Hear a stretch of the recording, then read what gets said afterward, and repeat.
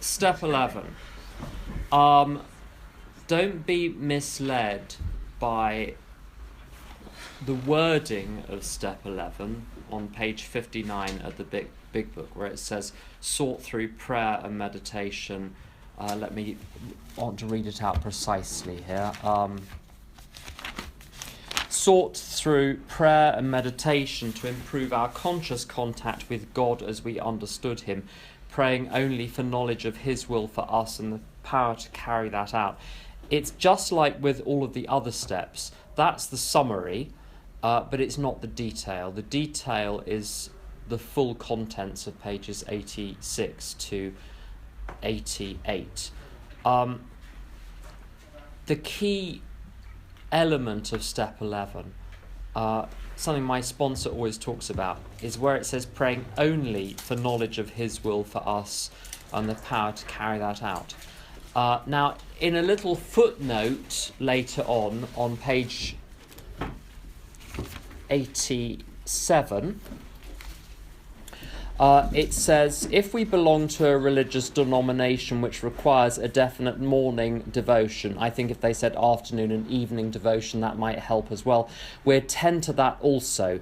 And it also says there are many helpful books also. Now, these are footnotes in step 11. So with religious observance, what I've always been taught is that's a tiny little bit of step 11. It's not the main business of step 11.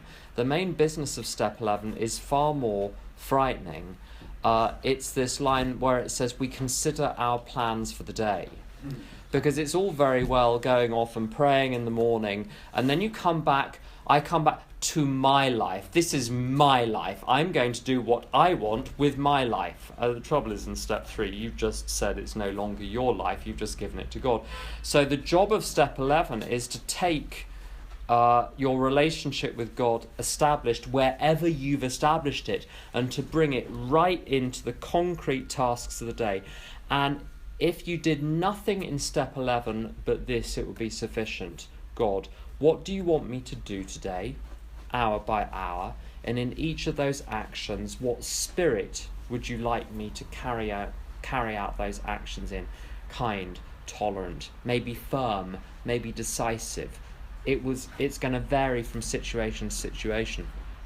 So, although step 11 looks very much as though it's encouraging you to go further into religious observance, actually, my experience with step 11, it's about bringing God out of religious observance into every other part of my life.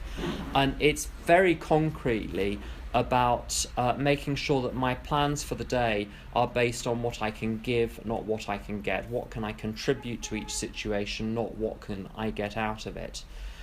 And then at the end of the day, it talks about a review on page 86. When we retire at night, we constructively review our day. And so the reason to look back at the end of the day to see what went wrong is only to plan what I'm going to do differently tomorrow. As an addict and an alcoholic, my instinct is to be most concerned with how I feel, and then I construct my actions and my day and my world and the people in it to change how I feel. And this is where I need the 180-degree turn. And I've decided that I'm going to let God take care of how I feel, and I'm going to take care of two things: getting my thinking right and getting my action right, because those are the only two things I can change. I can't change how I feel directly. I can't change other people. I can't change the past. I can't change the truth. There are lots of things I can't change, but I can change my thinking and I can change my behaviour, and that's where the willpower comes in. So step 11, I think my experience when I'm doing extra things like the religious or other observance to expand my spiritual life, that's great, but the purpose of that is to give me tools to actually bring God into my everyday activities. That's all I've got on that. You want to say something? I'm okay. Do we want to, given time, do we want to do questions? Yes, or let's do that. Let's see, are there questions? my sponsor given me to do 5 minutes quiet in the morning and plan my day with God and get my answers. And there was mentioned before also, get the answer. It's just recently, I've tried it a few times. It's risky. Recently I've tried it. Oh, recently. No answers. You haven't had any answers? No, I don't know how to get answers. What questions have you asked? I'm inviting God in. I let you direct my thinking, and I'm planning for the plan for the day. I'm accepting you should direct me further on the day, whatever your will. And quiet a few minutes. How many days in a row have you been doing it? Not much. Ah. I've just started. Okay. What it says in the big book is the right answers will come after we have tried this for a while. It specifically verbatim says that. I usually ask God, okay, what do you want me to be today? And the answer is, because I'm a New Yorker and I have a foul mouth, the answer comes back as, don't be an asshole. That's the first one. I know the basics of what I have to do every day, and some days, it's when I'm struggling with something significant, when I ask that question, something intuitive comes. It just feels like intuition, a thought from left field. Some idea will come to me. And it may not come in that moment, it might come when I get on the bus. I found for me the step 11 has been really, really practical. But what am I actually the first thing, what am I actually going to do that day? So I wake up, well, okay, go do my prayer and meditation. God, will you have me be? What shall I be doing? And it's actually quite simple. It's, okay, you get dressed and you go to work. And at work, you are respectful, you're loving, you work diligently. You then finish work. Maybe there's that call, I need to call my mum, see how she's doing. I get back home, I've got to cook something. I'm then going to spend some time with my wife. I'll then do my review in the evening and go to bed. And so for me, often it's actually really just quite practical. What am I going to do in my day? And my experience has been, particularly because I often work at home, that if I'm not very clear on what I'm going to do during my day, I'll get to a point where I'll think, I get a bit bored, not quite sure what I'm going to do because I haven't really done my step 11, I haven't really seen what I'm going to be doing in that day. Go online, maybe look at a bit of YouTube, maybe see Facebook. Oh, suddenly I see that pretty girl that I fancy. Oh, you know what, maybe a bit of porn will be all right. An hour later, and I've been engaging in pornography. Whereas if I'm very clear about what I'm going to do during the day, God's will for me is to do what I'm supposed to do in that moment during the day, realising my obligations. So for me, often, it's not even that abstract, it's literally what I'll be doing that day. I don't have a lot to add, simply that it took me a while to build up my practice, and it's very important for me to consciously and deliberately make contact with God in the morning. And the truth is, doing steps 4 and steps 9, that can feel like the work, but really the work is in steps 10 and 11 and 12, because that's what I'm going to be doing for the rest of my life. And my day is really structured, it's bookended, if you like. I ask God what to do in the morning, I go through the day and do it, and then the evening I review how effectively I did it, and then I go to bed, and then I go to sleep, having made a couple of pointers for the following day. And it can feel a bit like, whoa, actually all I do is step 11 all day long. That's all I ever do, but that's all I'm supposed to be doing. I'm no longer running the show. Thy will, not mine, be done. It's as simple as that. And these instructions are incredibly clear. It's taken me a long time to kind of really bring them into my life, but it's all there. So I would just say read it and do it. That's all I've got. Hi, my name is Khani. I'm a sexaholic addict. Sorry I missed your earlier stuff. It's quite amazing. Just a quick question. You touched the topic a little bit over there, but I went through rehab, and in rehab they gave me a sheet where I had to fill out every hour what I'm going to be doing. And I remember before I left rehab coming back to London, I was told by my counsellor, even when you go to the toilet, write it down, what time you're going to go to the toilet, have everything written down. That will be your key of your recovery.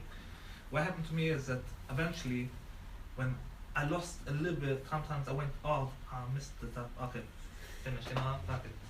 And I just gave up on that whole worksheet, like every day working, what time I'm going to go to the meeting, what I'm going to work, and all that. That's number one. The second point is, you mentioned about asking for guidance in the morning for your daily ahead. And I had times where I felt like when I know I'm going to try to do a business deal today, let's say, and I was asking, oh God, help me whatever decision you want me to do. If this deal should happen, make it happen. If it doesn't happen, give me the strength to accept that it's not supposed to be happening. And then 2 days later, I found myself, oops, the deal did go through. So I found myself a few days later asking God, do me a favor, today, just today, let me do this deal, let me do the deal. And when it doesn't go, I just get really resentful. Why didn't it go? Did I not meditate enough? Did I not? And I feel like I'm asking for God for favors all the time. Do me this, and I'm making conditions in my head. If God will do me this, I will go to a meeting tonight, or I will pick up the phone and will come.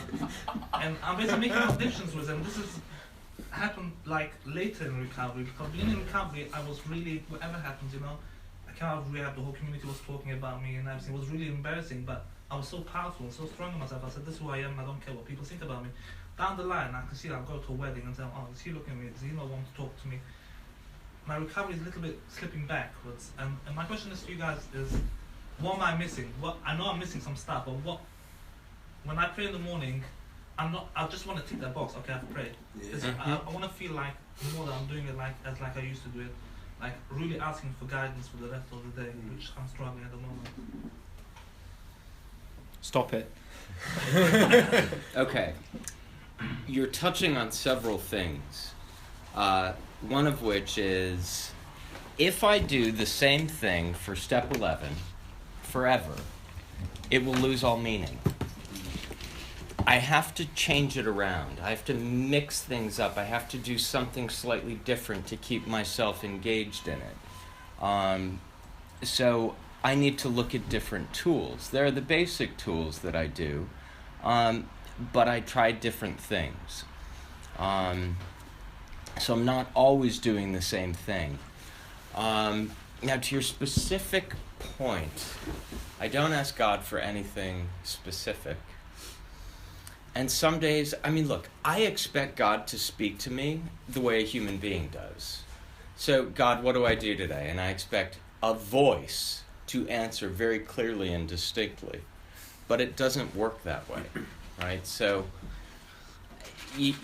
the answer might come 3 days later. The answer might come when I wake up one morning. The answer I might hear when a sponsee calls that night. I never know where I'm going to get the answer.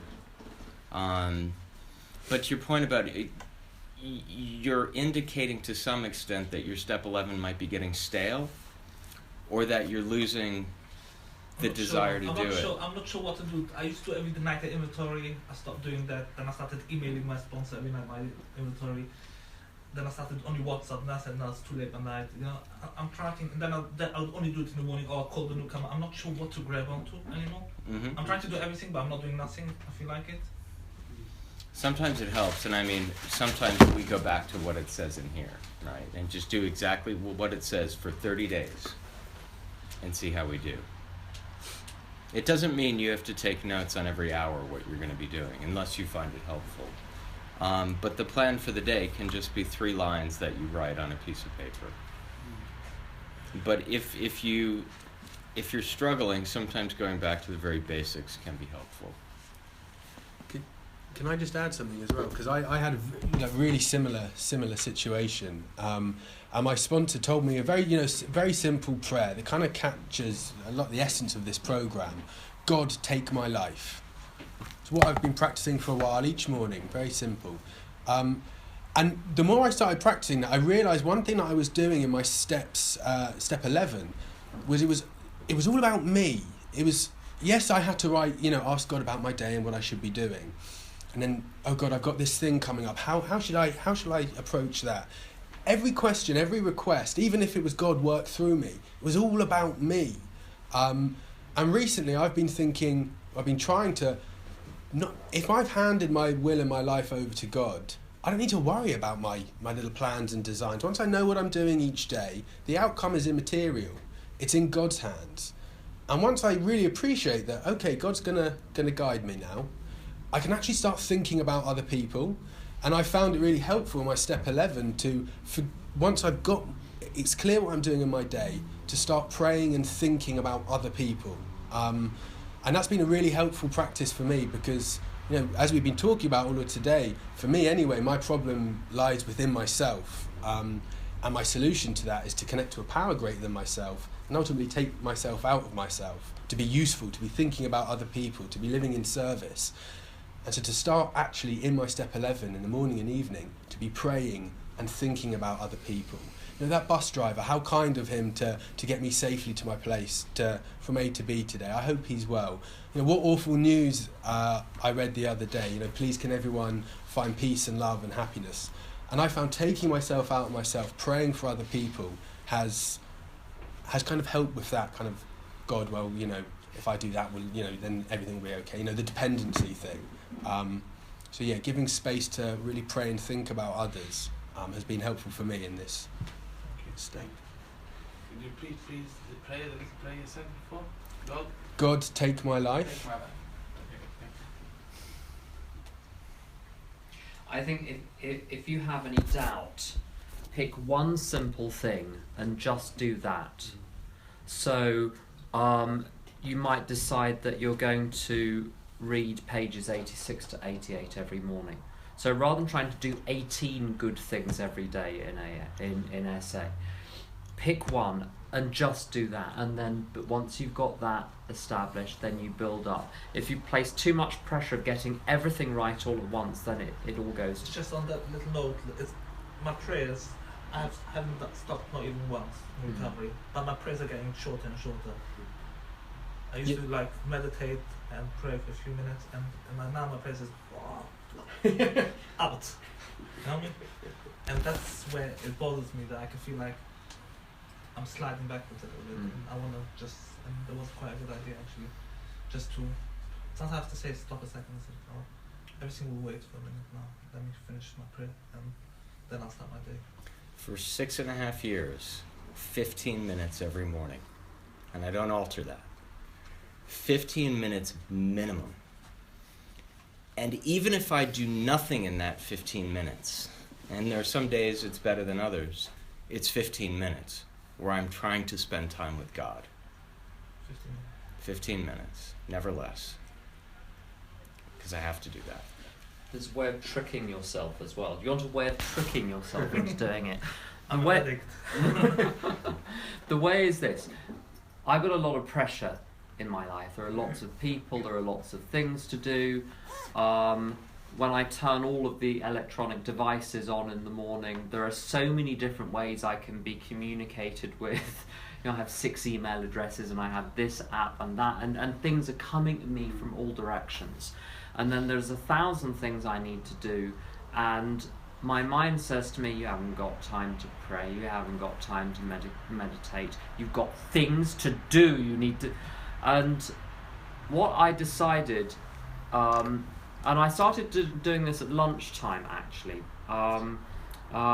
is to take an hour where I say, I'm going to turn the computer off, I'm going to turn my work phone off, I'm going to turn my personal phone off, I'm not going to turn the radio on, I'm not going to turn the TV on. I don't have to pray and meditate, but I don't have to do anything else either. And I think, I do what I want, so I sit there.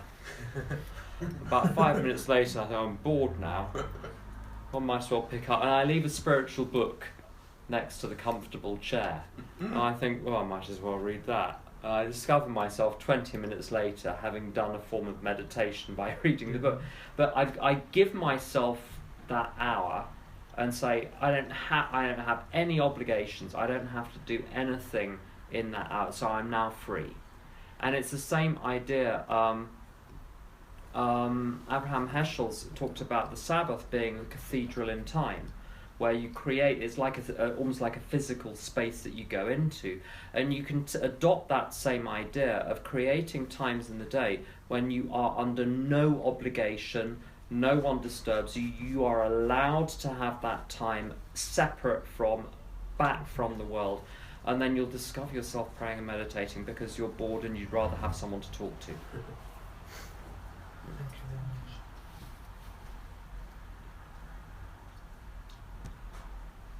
And you often do it just in the morning? It's not possible? Or? Morning and night, I do. At night I pray. Maybe it's not possible for me to do it in the morning. You get up half an hour earlier and do it.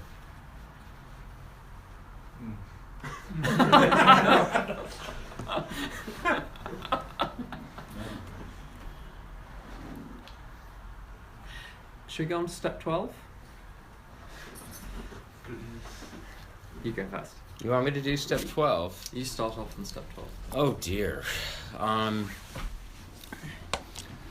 How about we could do topics sponsorship, service in AA, service outside AA, and then I could mop up questions. How about that? Mm-hmm. You want me to do sponsorship? You've got more on service actually than Nico. More. You do I do AA service. Nico does sponsorship. John does service outside AA. Yeah. Okay. So Nico, do you want to start sponsorship? Sponsorship. It's the central one. So in step 12, we get to share with other alcoholics and addicts the solution that has worked for us to get us sober. And this is absolutely integral to me staying sober, because it's in giving to others that I receive the message. It's in giving away the experience that's been given to me that keeps me sober as well. So it's in no sense does it cost me anything. In fact, by doing step 12, by sponsoring other people, I gain more. So what does that look like in practice? I make myself available to other alcoholics and addicts to guide them through the steps, all the way from 1 to 12. That means at my home group and at other meetings, I make an active effort to say hello to anyone who's new. I try and have a policy where people can't leave my home group without me at least having said hello to them. I arrive half an hour before it starts. I hang around afterwards until the clearing up's been done. I often go out for dinner and fellowship. So I'm making myself available to people if they want me. I give my number to people. If they call, we chat about any problems that they've got, and some people ask me to sponsor them. At that point, I kind of gear them up with a pack of information. I say, here are my expectations. This is, if you're being sponsored by me, this is what I'm going to ask of you. Here are the guidelines. You can call me anytime you want. If I don't want to pick up, I won't pick up. I'll call you back when I can. And we start going through the steps. And what does that look like? I expect them to have a big book, and we go through that, and I use outside materials, worksheets and commentaries to support that work. I've heard someone say, a person isn't really a sponsee until they've taken step 3 and they've turned their will and their life over to the care of God. Until that point, they're just someone who you're helping. So until people are really on board and committed, I'm just a kind of guide for them. So there's some practical stuff. They call me up with problems, disturbances. I take them through step 4. I listen to their step 5. I help guide people with the harms that they've done and how best to make amends. I encourage my sponsees to be doing as much service as is appropriate for their level of expertise and sobriety. So my sponsees all do service. If they're not doing service, then they're not doing the program, as far as I'm concerned. And the time that I'm putting in for them, they should be putting in for other people. I might do it in a slightly different way because I'm sponsoring, whereas they're putting out the chairs. But 3 years ago, I was the one putting out the chairs, so that doesn't change. I have a sponsor too. I refer problems that I have with sponsees to him and take guidance from him, and so that's how that works. I don't know if I've got much more to say on that. I think there's one thing, if I can add. Dr. Bob was a co-founder of AA in the 1930s. It was Bill Wilson and Bob Smith who founded AA. And Dr. Bob says in the big book, it's the second, is it the first or second story? It's the first story. He said he sponsors, or the way he puts it is, I spend a great deal of time passing on what I learned to others who want and need it badly. I do it for 4 reasons. Number 1, a sense of duty. Number 2, it is a pleasure. 3, because in doing so, I am paying my debt to the man who took time to pass it on to me. And number 4, because every time I do it, and this is probably the most important, because every time I do it, I take out a little more insurance for myself against a possible slip. So those are 4 very good reasons to engage in sponsorship. The one thing I'll add is that it says, nothing so much ensures immunity from alcohol as intensive work with other alcoholics. And that word intensive is quite interesting. Like, what does that even mean? It means, it's not necessarily quantity, although quantity is relevant. It's quality and intensity. And I've also found it particularly useful to have it pointed out to me that if I'm not being inconvenienced by my service work, if it's not forcing me to move things around creatively in my diary, if I'm not devoting, time which I would otherwise be devoting to other things to that, then I'm not doing enough. It has to be intensive in order for it to have the desired result. Okay, practice these principles in all our affairs, the other kind of side of step 12. Now, obviously, I don't spend all my time in AA meetings or even speaking to other alcoholics. And when I come into an AA meeting, for me personally, it's quite easy, but I can be kind, considerate, ask people how they're doing, I'll do my service commitment. For me, the real challenge is when I leave AA, when I leave my alcoholic friends and I go back home. It's when I'm with my wife, it's when I'm dealing with my in-laws, it's when that boss is being annoying. And for me, that's when the real tasks begin. The majority of my life I live outside of AA, and I have to take the principles that I've learned in AA and apply those to my life in all of my affairs. Now, the principles being, I think, fundamentally, particularly with step 12, is service, thinking of others, putting their usefulness. How can I be useful to the person that I am interacting with? Whether that's my wife or my in-laws, whether that's at my place of worship. Putting their needs and desires above my own, to the best of my ability. And of course, that kind of notion of service and of usefulness is kind of the basis of this whole program. Moving ourselves away from ourselves towards God's will, towards service to other people. So for me, making sure that I'm practicing these principles outside of AA is absolutely essential to my recovery. And through the steps, I have written out how I should behave in my various roles in life. My various affairs. Well, I'm a friend, I'm a husband, I'm a brother, I'm a son, I'm a member of a community, and making sure that I'm living up to those ideals through service. So yeah, I won't labour that point. So you're going to touch on service in recovery? Okay, so here's what I do. Let's put it this way. When I came into 12-step recovery, I was dying physically, and I was dead spiritually. Therefore, I know it is my obligation to give of myself to recovery. And that is in a variety of ways. And one of those ways is doing service in AA, doing service in the 12-step fellowship of our choosing. And so I have 2 home groups. And as Tim says, it's because I'm selfish and greedy. I need 2 home groups, not 1. And in one home group, I am the GSR and treasurer. In another home group, I'm the chairperson and secretary.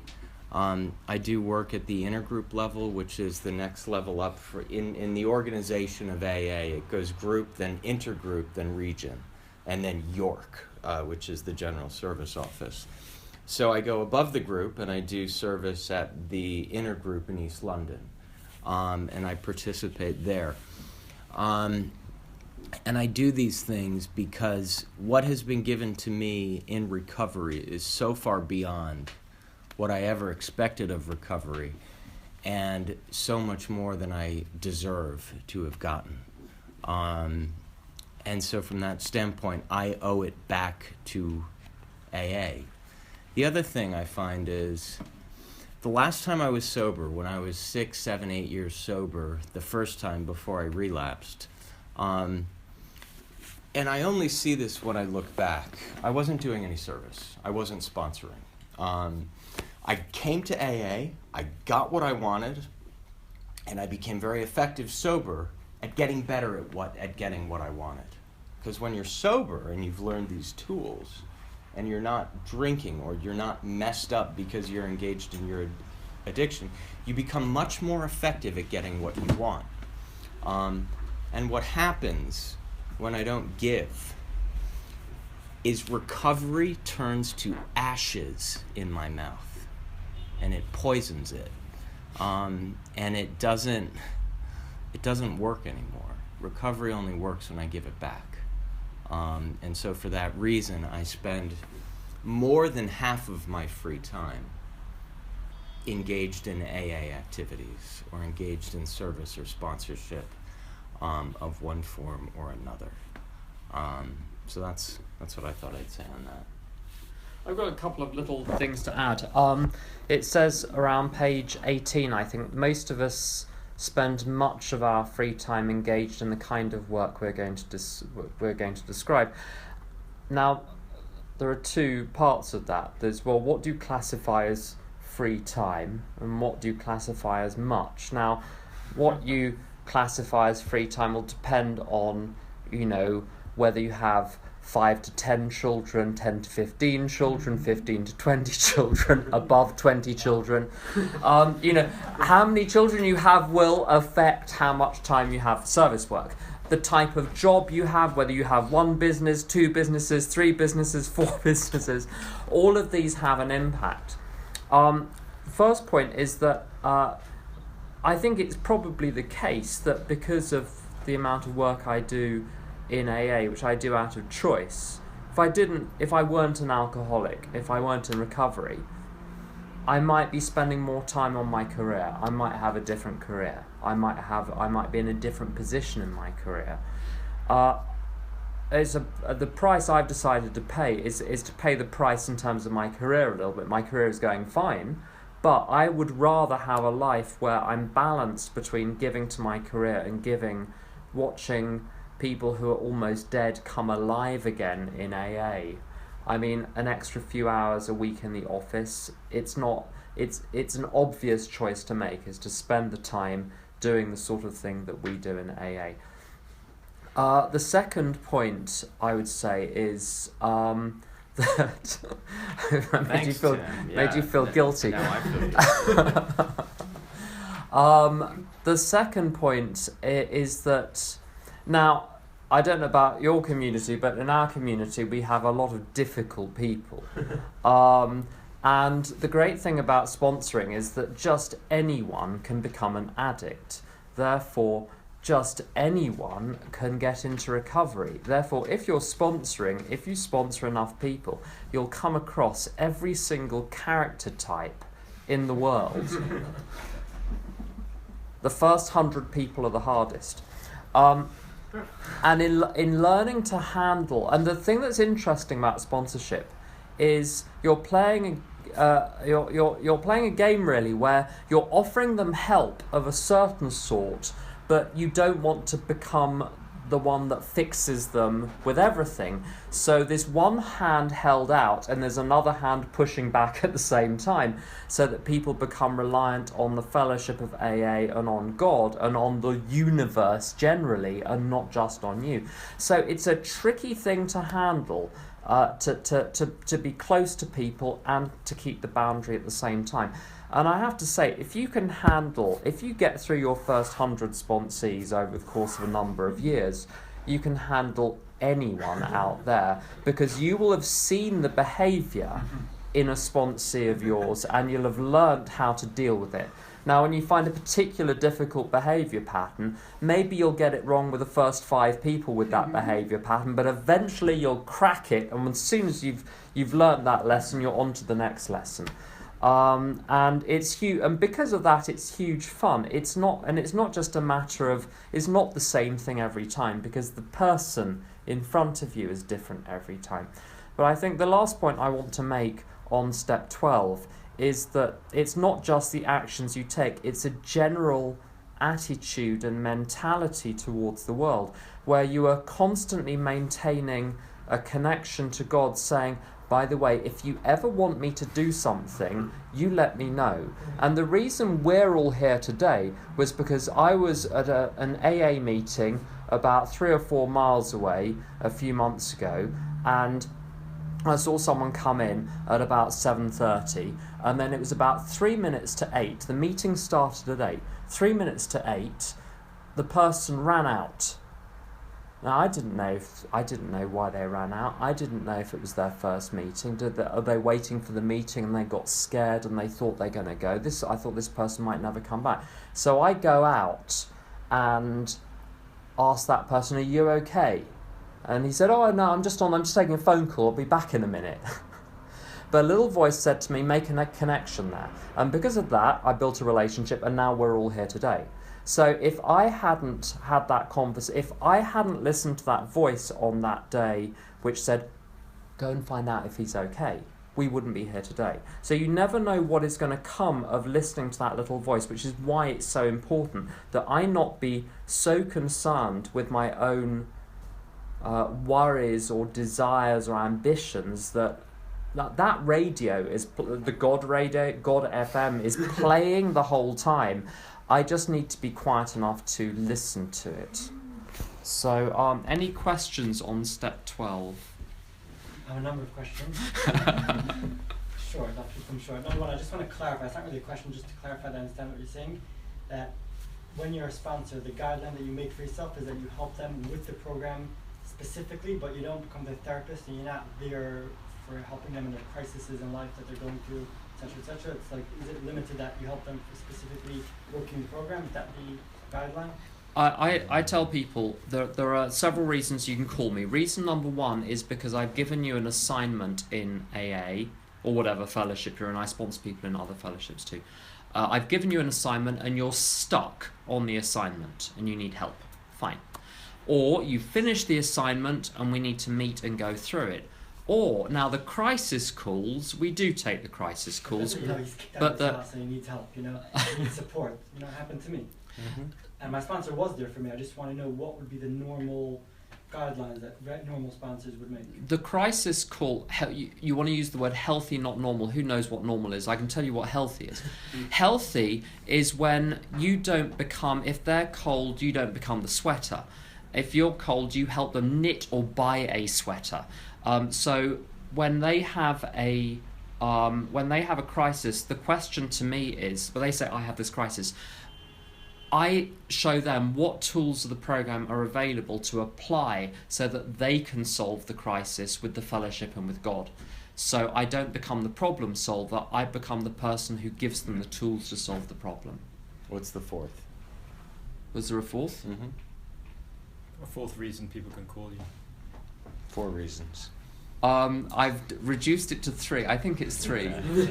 Okay, just another 2 quick questions. Number one, The first step in step 12, I think, even before you become a sponsor, is to I guess share with those that are with the addict that is still suffering, to share with them what we received. Is that appropriate before I've finished the steps? Let's say now, personally, I'm up to towards the end of step 4 in the program for about 8 months. I have a few relatives that I know are in active addiction.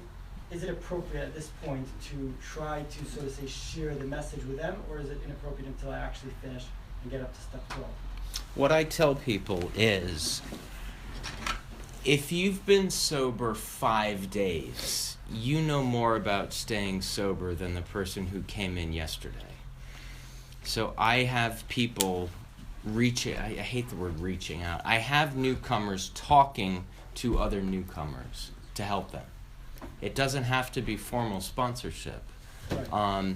So I've got a couple sponsees in my home group, and if I see some broken down drunk walk in, I point to that sponsee, I snap my finger, and I say, go talk to him.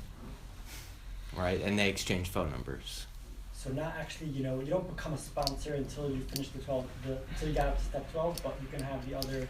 Not quite step 12. What I do with people is, as soon as they've made their first amend and they're in step 9, they're ready to sponsor. Really? Yeah, so I was about 2/3 of the way through my amends when I began sponsorship. Well, so you're saying to carry the message to those that are still suffering, you can still do even if you're before them. Carry the message now. Because I'm worried, maybe I'm codependent, maybe I'm trying to control them, and I care so much, it's relatives of mine, and I'm wondering, am I being codependent, am I being controlling, or maybe I don't know. I would keep the focus on the people who are turning up at your home group. They're not, they're the last ones too. Right, so you said that's the... Yeah, so you offer the help to the people who are overtly asking for help. There's a danger with trying to help people who are still in the addiction. My sponsor talks about don't pick apples that are still too green. That you need to wait till they're ripe, and then they're relatives. Especially if they're relatives. That here's one of the difficult rules is the closer you are to someone, the less able you are to help them. Which is why, under some circumstances, sometimes you might be a part of the jigsaw puzzle, but you won't be the whole jigsaw puzzle. Which is one of the reasons why you generally need to maintain a certain distance to sponsees, because if you become emotionally involved, you become useless. Because you need to be able to say things to people which could sacrifice the relationship, because it's more important that they hear the truth than they hear something which binds them to you. So Louise says, you might as well tell them the truth because they're going to die anyway.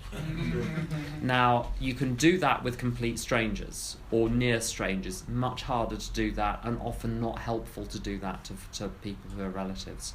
Often the best thing is, those adverts on the television for slimming guides when there are two women are talking and one of them says, "Oh, you've lost so much weight, how have you done it?" And the other one says, "Well, I've been using this special slimming whatever." It's just like that with recovery. It's only if you become visibly happier and more comfortable and more effective in your life, and people say quietly, "What are you doing? How are you doing this?" That's the point at which you become most useful, I think. Just a short one, it's to you, John. More of a clarification than a question. You're talking about service outside of AA, just being helpful in all different areas of your life. Again, how does that balance with not becoming a people pleaser? So I think I got the answer. I just want to clarify that you do limit it to your free time and you don't let it take over your life. Because I'm in a place in my life where I'm trying to actually build up my life. My job is very flexible, and the whole day I'm helping my wife and the baby, and then I have no life left of my own. So is that the guideline, that you keep it to your free time? Is that? Well, I don't own my life anymore because I've given. It's not my. I try and take it back constantly, but it's not my life anymore. I've given it over to God. But I see the dilemma, I suppose, with that recognition that it's not really my time to use as I wish. It's for God to tell me what I should do with my time. often then it's about the mental attitude that I have. If I'm going into these various facets of my life, whether it's work, whether it's at home, whether it's in the community, whether it's a place of worship, if I'm going into those areas of my life with the desire to be useful, with the aim of of serving and thinking of other people, then I feel I'm practicing these principles in all of my affairs. But as much as I wish that for that like little time to myself, it's not really mine to hold on to. I leave that to God to tell me, or when do I need, how do I divide my time? Does anyone else clarify that? The one thing I would add as well is the balance between different areas of my life, how much time goes on work, how much time goes on meetings, how much time goes on sponsorship. It changes hugely over time. So there are times when at the moment I'm going through a period when I'm doing paid work a lot more than I was, let's say, a year ago. There are times when there was 1 year when I was teaching almost all of the time, not in AA, in another area. My business was very small that year. So it's something that has to change the whole time. And a good thing that someone said once was, it's like having a pack of dogs and you haven't got enough food for all of the dogs. So you have to give you give the most food to the dog that seems the thinnest right now. Not necessarily the dog that is barking the loudest, but the one that looks the thinnest. So there's a constant awareness and adjustment going on. Yes, I'd like to ask regarding, I'm struggling, I won't say struggling, but subconsciously in my brain, I'm coming up to 2 years in recovery, and I'm only up to step 10, 11, where I just done it last weekend, and I still got amends to make, and I've been sitting on each step. You can imagine how long, especially step 4 took me a very long time, changed sponsors in between, and there's some amends to be made, which at the moment one of the people is impossible to make in a certain way, and the other people are saying, like my wife or my family are telling me, we'll see change, this will be the biggest amends. Which in a certain way they have seen the setup change tremendously, but it's an ongoing process. It's never ending. And subconsciously I'm thinking to myself, no, I haven't yet finished that step. I haven't yet done that amends. How can I go to the next one? And I'm constantly thinking that I'm gonna have to start the steps again in a year's time or in half a year's time. That's my first question. Is that a normal procedure that people feel like, I haven't done my step 4 properly. I can do one more time properly and start over again.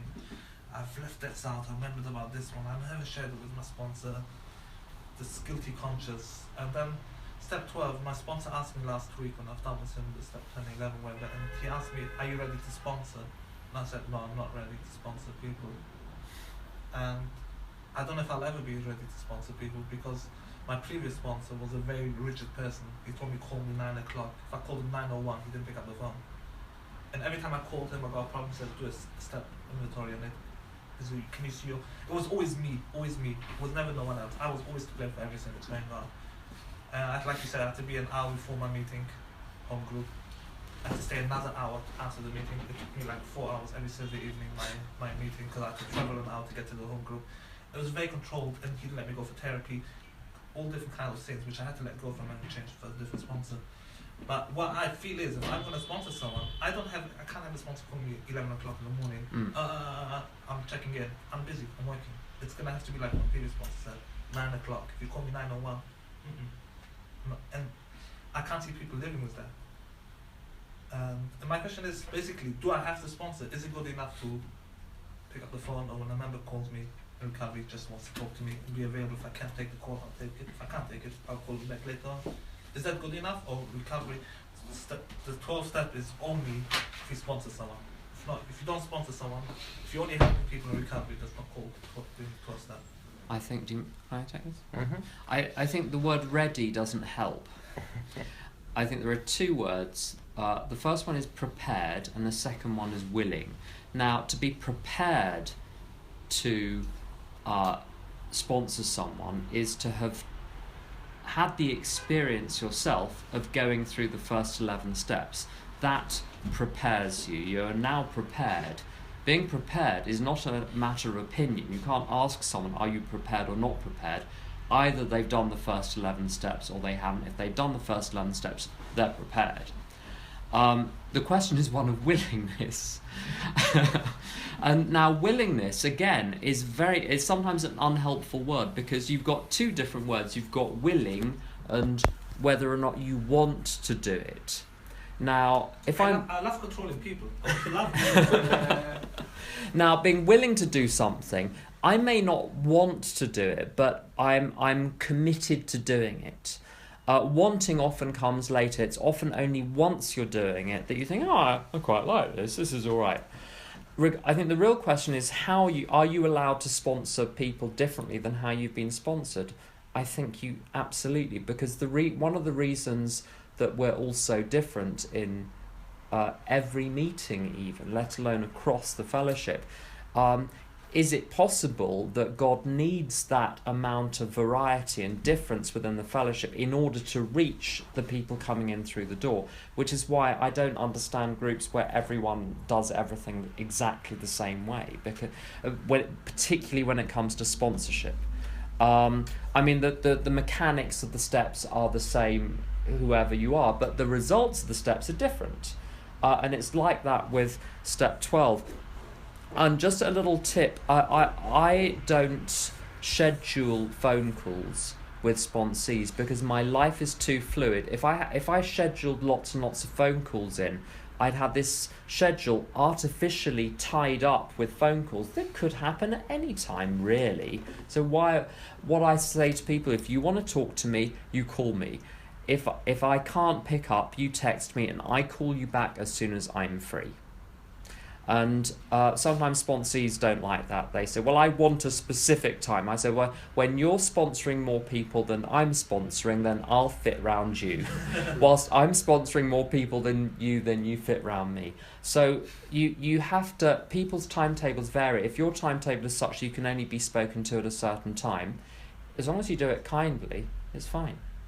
You work out what times you're available, you tell them what times you're available, and when you're available, you make sure you pause before you answer the phone so you sound more pleasant than you might otherwise.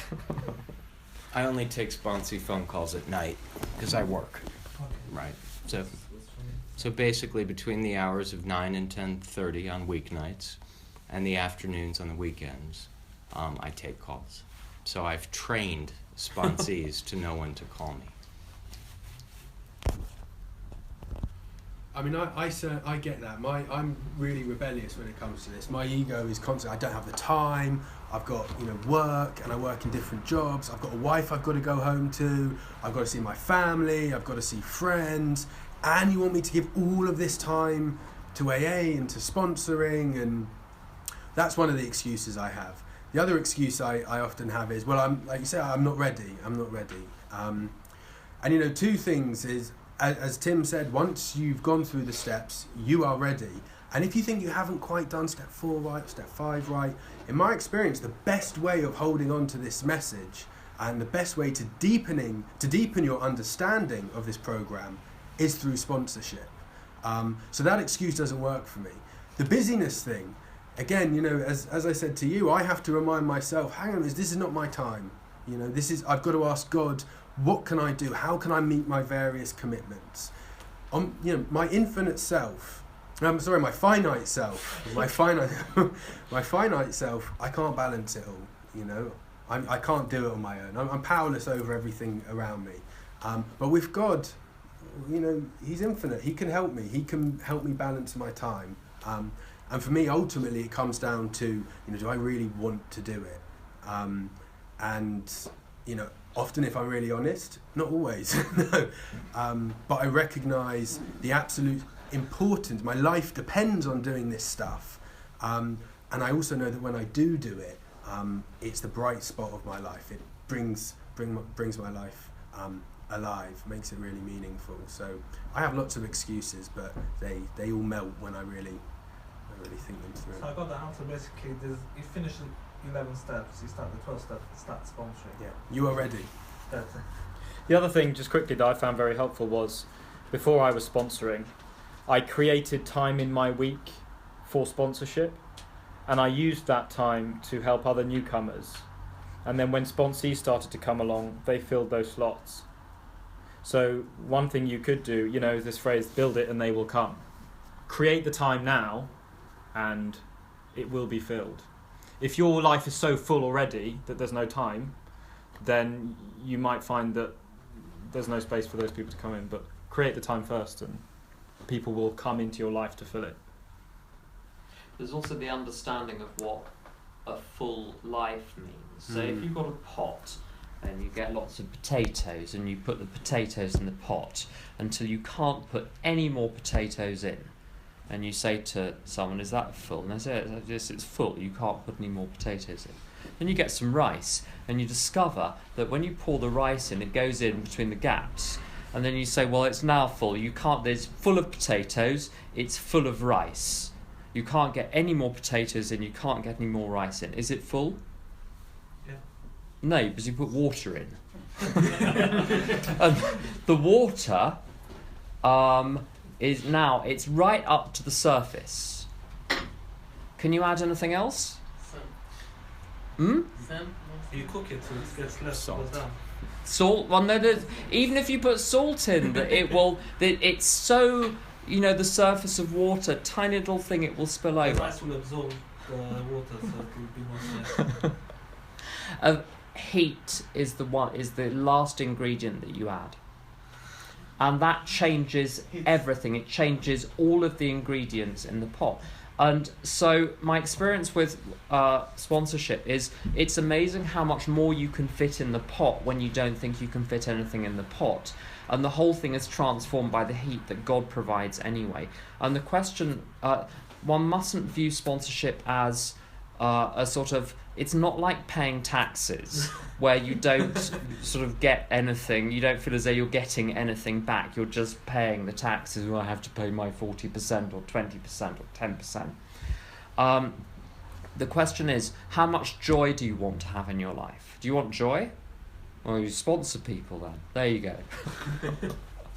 And the more joy you want, the more people you sponsor. There's also one thing, I feel that when I want to connect with addiction members, whoever it is, I always try to tend to connect with people with the same sobriety amount of me, not lower, not too much higher, just about the same. And I feel like I can't connect sometimes to, that's why I'm having the difficulty sponsoring, which is my feeling, I don't know. We'll get over that. Anything, any last question before we wrap up? If no one has a last question, just a few words on relapse perhaps. I know there's differences in different types of addictions, but if any of you have any experience in sex addiction and any words of wisdom on relapse, I'd be very happy to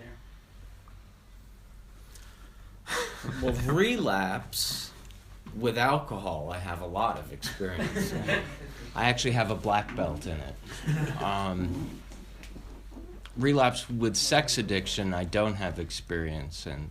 I think the main thing is relapse occurs when we pull away from recovery. So I'm listening to a speaker tape right now, and the speaker, named Mark Houston, says that if you want to see people who have never relapsed and who've been sober or free of their addictions for many, many years, they have a couple of things in common. They have a home group. They show up at the home group. They do service at the home group. They have a sponsor. They sponsor other people. And they practice the principles of recovery, specifically steps 10 and 11, to the best of their abilities.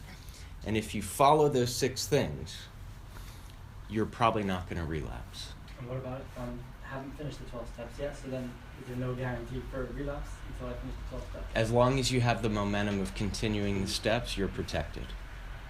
That's what I've witnessed. So you keep doing. Keep going forward. I was doing that and I still relapsed. One thing I would say about behavioural addictions, I've sponsored, I've had problems with sex addiction myself. I've had problems in the area of romance, and all of that side as well. So the more of the SLA stuff, perhaps. I've had problems with food, specifically not eating. I've had problems in all sorts of areas. Now, the first thing is that until step 9 is completed, and by completed I mean I have done everything I can do to complete every last amend. Maybe there are people I haven't found, but I have done everything to find them. Until the first 9 steps are complete, everything else the term is firefighting. Now, some people successfully, when joining a 12-step fellowship which handles a behaviour, they're given the grace from day one never to break any of the bottom lines. But that's not always the case. People come into recovery with different degrees of emotional and psychological and spiritual damage. And the greater the emotional and psychological and spiritual damage, the longer it might be before all of the acting out, all of the behaviour stops. So is it a sign that I'm doing something wrong, or not necessarily? No, in my experience, not necessarily. Because the acting out is an ego response to emotional pain. Sometimes people, when they hit step 4, acting out in food, let's say they're in AA, they start doing step 4, their food problems are all over the place. Very, very common thing to happen. Sometimes challenging the ego through the steps will create discomfort, and the discomfort can be fuel for the acting out. My experience, though, is this: you've got 2 phases. There's the recovery phase, which is everything up to the end of step 9, and during then, I've never found it helpful to keep putting back at step 1, back at step 1, back at step 1, back at step 1 every single time someone has acted out, because they'll never get to step 9. You've got to get through to the end of step 9. Once you get through to the end of step 9, you have power now. Now, this isn't the end of the story. With the behavioural addictions, they're very like defects of character. No one in AA, for instance, has got to the end of step 9, discovered their anger is almost entirely gone, but then you ask them 40 years later, does that mean you never got angry again? Does that mean you've never been frightened? Does that mean you've never been selfish? No, it means there is massive improvement. The massive change happened in my life when I completed step 9. I think it was the same for you as well. Mm-hmm. That is the key point. After then, if my behaviour in food, with sex, with romance, with fantasy, with I had money problems, I've had workaholism problems. There's barely an addiction. Gambling is the one thing I don't care much for. I'm not interested. But I've had problems in every other area. Now, when I am prone to acting out behaviour in any area, now it's not at the level, it doesn't cause major problems now when fantasies about my food, for instance, start to come up in my mind. It's nowhere at the level that it was many years ago. But it is a sign, when I act out post step 9, it is a sign that one of 5 things needs to take place. The first one, there might be someone I need to forgive. There might be a relationship in my life where there is tension, where I need to take action to resolve it. There's some unfinished business in my interaction with another person. The third thing, if I let negative thinking run through my mind for a day, 2 days, 3 days, 4 days, I shouldn't be surprised if on day 6 I'm acting out. So I look at step 10. How am I marshalling my own thinking? What am I doing? Am I monitoring my own thinking like John talked about? Or am I just letting my mind think what it wants? Step 11. Am I spending time every day to sit with God? And step 12. How about going and helping someone else? And honestly, with my solution to when I've had phases when there's been acting out in this area or that area is to look at those 5, tighten them up, and every single time the behaviour has stopped. What are the 5 things? Forgiveness, amends basically. So if you've got an ongoing tension, and then steps 10, 11 and 12. So just to sum up, if I understand correctly, if a person has a relapse after step 9, it means that he's doing one of those 5 things wrong. Yeah. If he has a relapse before step 9, it's not necessarily. Could be yeah, could be no. Depends on. Yeah, pretty much up to step 9. Just keep pressing on with the steps. But in either case, never, ever beat yourself up. What if my wife beats me up? There's another program for that. You say bless you, and you bless yourself at the same time. Thank you. Good. And now my number is on there, and I think you've given your numbers to some people as well. But if you want the numbers of any of the people here, just give me a buzz, and we'll be happy to help you with anything to do with the steps, anything to do with recovery. Tell your friends. Thank you very much. Our pleasure.